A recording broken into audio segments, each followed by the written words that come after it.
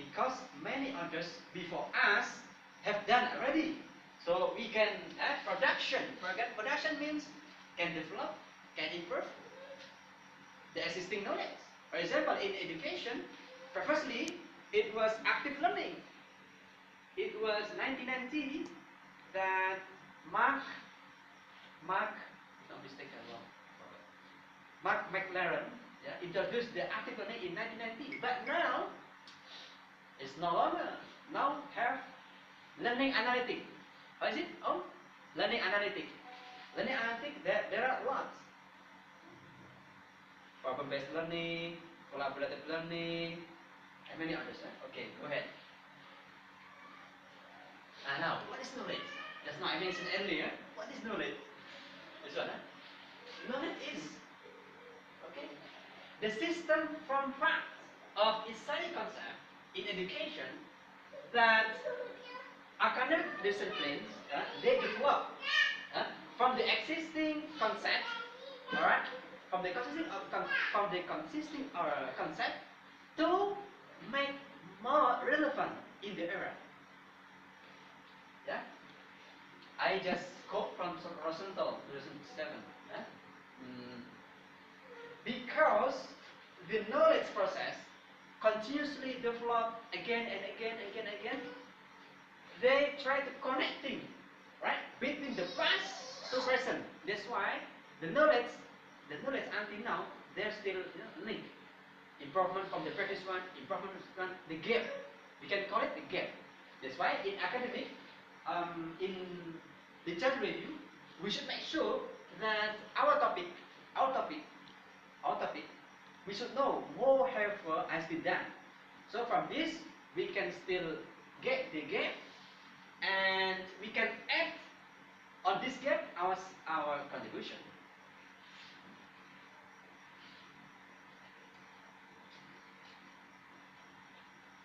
Nah, because just now I mentioned what is knowledge. Now, one of the sources, right, in Islamic perspective, especially in Islamic religious knowledge, we can call it kitab kuning. Okay. Now, what is kitab kuning actually? Kitab kuning, when we translate literally, yellow kitab. It makes sense? Yellow kitab? Yellow book. Yellow book? Yeah. Yellow book. Oh no, maybe some of us cannot are not familiar with it. Alright? Now, what does that mean?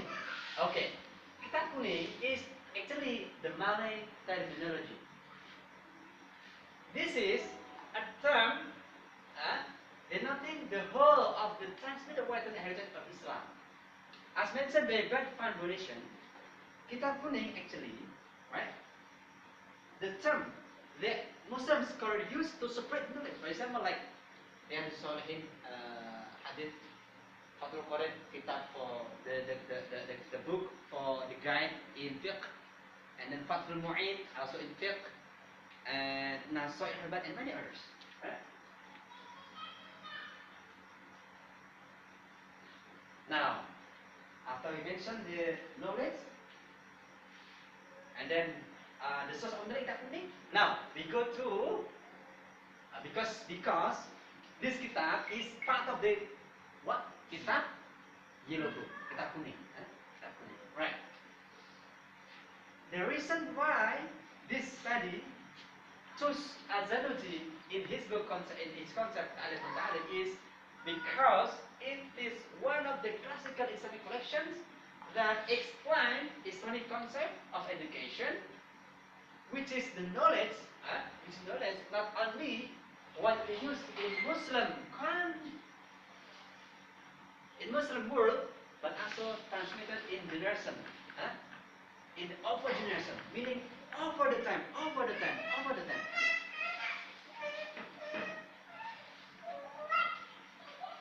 All right, now, why the ta'alif al-muta'alif? This very important question, huh? Why ta'alif al-muta'alif? Because the treatise serves as a source of guidelines for Islamic education and present fascinating theories on teaching and learning, because the topic itself meaning has as a meaning student instruction in learning, in learning, not only in learning but in teaching, teaching and learning, which feature prominently in the teaching of religious values and levels in education. All right. Now we go the next. The author of this book. The author is Azanusi. He was born in Axus River in the eastern present-day Turkestan. Zanuj. Anybody know Turkestan? Faisal, anybody know? Turkestan? Turkey. Is it country or? Sorry? What's that? What do you mean? Turkestan, Country.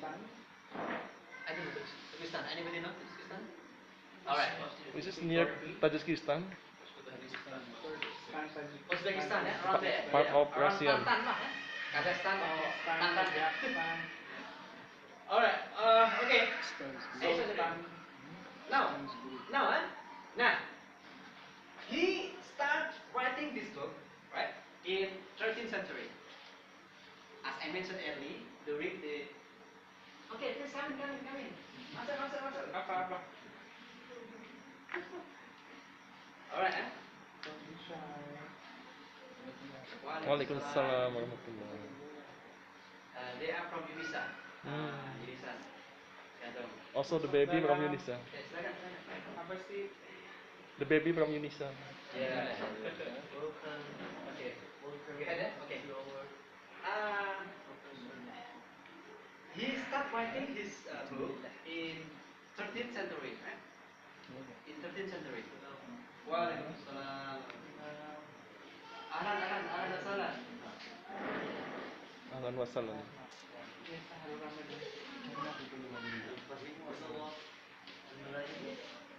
نعم هذا يعني South Asia. نعم.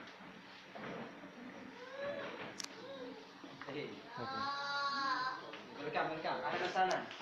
Silakan.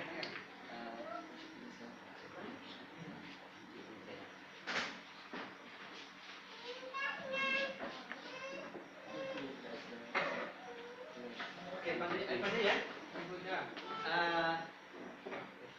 Yeah, the author is go back to the Ta'lim Utama Kitab. This kitab was written by, we call it Azanuji. Actually, Azanuji is not the name, it's not his name particularly. Actually, Zanuj is the name of the place.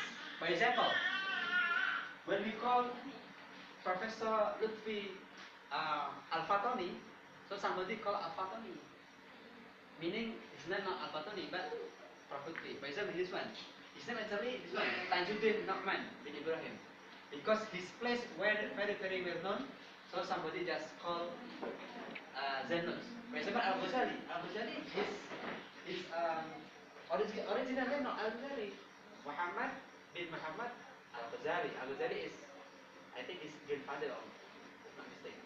So somebody called him well as Al-Ghazali.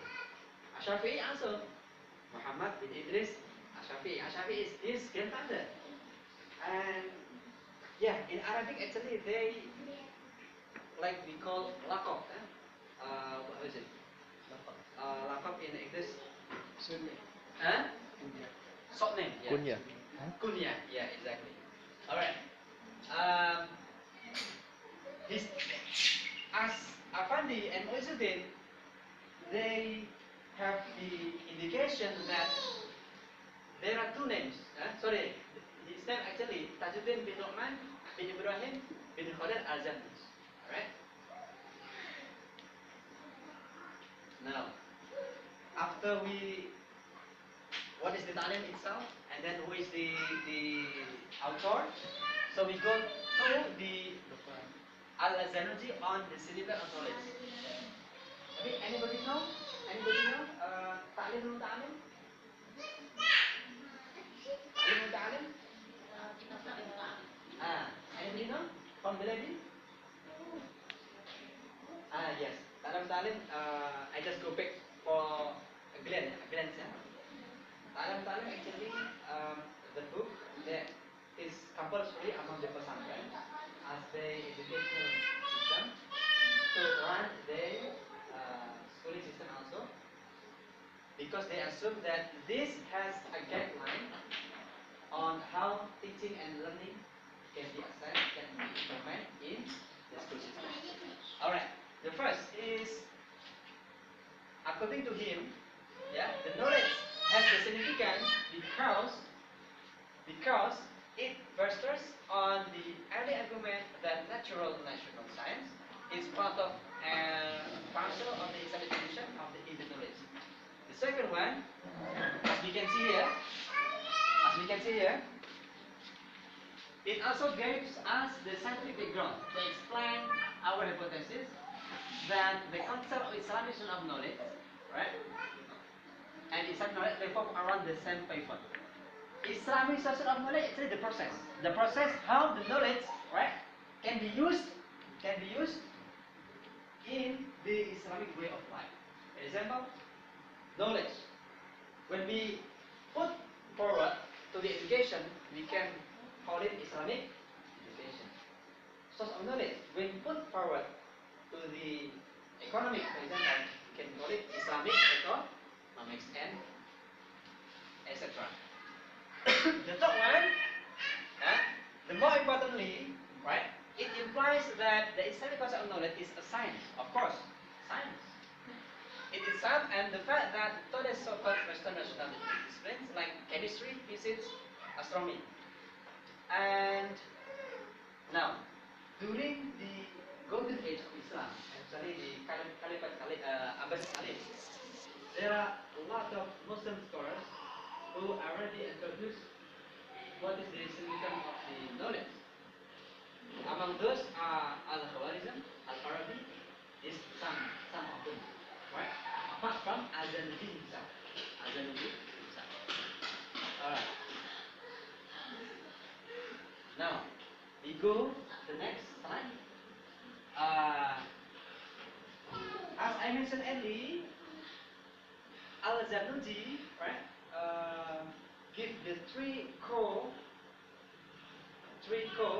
stages of the significance of knowledge. The first is the uniqueness of knowledge. The first is special feature. Why?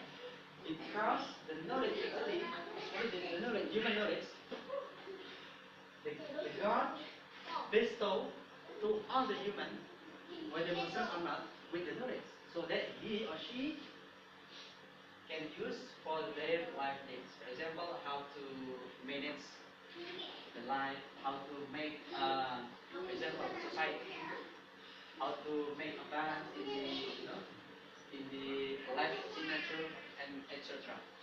The second one is priority. Priority, according to him, priority, yeah, is the uniqueness. Is the uniqueness that God give to him or her, right? To differ. What is the wrong? What is the right? Example, doing well, disturb to others is not good. Example.